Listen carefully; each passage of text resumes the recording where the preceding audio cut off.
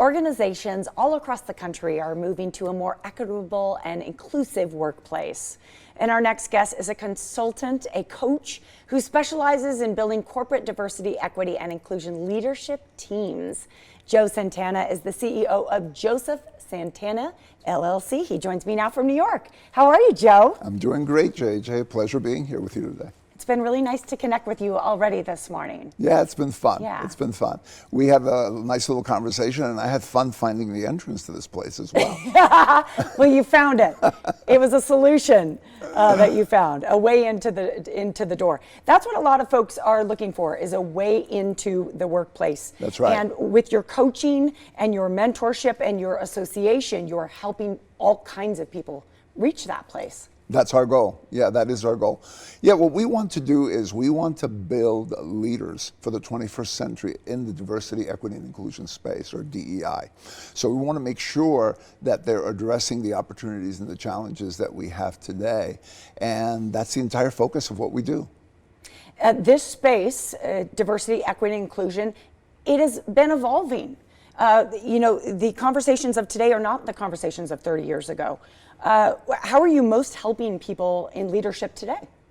Yeah, well, the conversations of the past were more along the line of, well, how do we get more women, or how do we get more people that are underrepresented into the organization?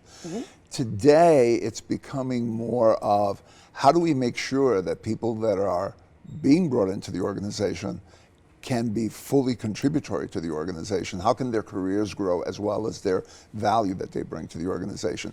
And to some degree, that calls for more of looking at the organization itself and saying, where do we need to restructure to make the organization effective in being able to support these new people that we're bringing in, as well as addressing the new market, because the market is changing just as rapidly as the employee workforce is as well.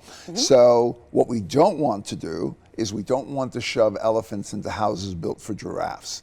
We don't want to bring people into the organization when the organization is not ready to be able to fully support them. So a lot of the focus is on how do we restructure the organization, as well as, you mentioned before, we've been evolving, things are moving very quickly, so now we need diversity, equity, and inclusion leaders who can look ahead, see what's coming, and proact versus just react to it. So we need to be foresightful and not just looking at hindsight.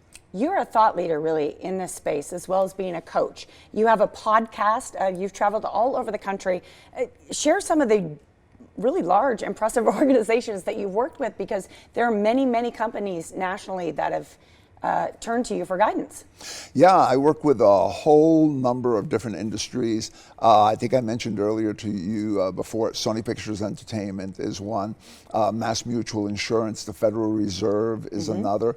I've also worked with Daimler Trucks North America. So they're all from different industries. But what they have in common is that the workforce that they are drawing talent from and the marketplace that they're serving is changing rapidly. And in order to be able to address the needs of that new workforce and make sure that you get the most from them and make sure that you deliver the most to these clients, you need to attune your organization. And again, that calls for a bit of restructuring. Absolutely. You offer coaching, training. What does that look like with an individual? Yeah. So what we do is we have training for the entire, what I call the entire diversity, equity, and inclusion team. So at the very top, you've got your chief diversity officer, right? And that's the person that's responsible for all the strategy. And then you've got other people who are probably informally connected to that leader. They might run a community group like the veterans group or the women's group, right?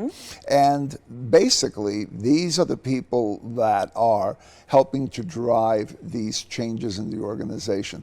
What I want to, what I wanted to make sure that we did and that we now do is that we provided training for everyone in that chain. So we have a program called Sharpening the Axe. That's for the chief diversity officers. And we have other programs called the ERG Power Talk discussions. And those are for the community leaders.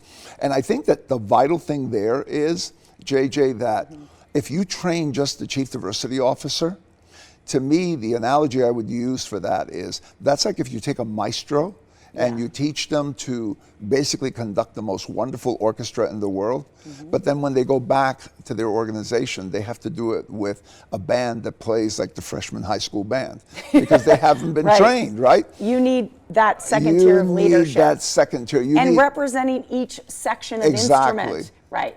Exactly. Joe, it's been so interesting to have you on. We've run out of time, but I want people to know they can connect with you on LinkedIn. What you're doing is it's so vital. Really, you're helping all people shine is what you're doing. Exactly. Within an organization. It's very interesting. The website, joesantana.com. If you'd like to learn more, you can also connect with him on LinkedIn and visit his Facebook page. He has an Instagram as well.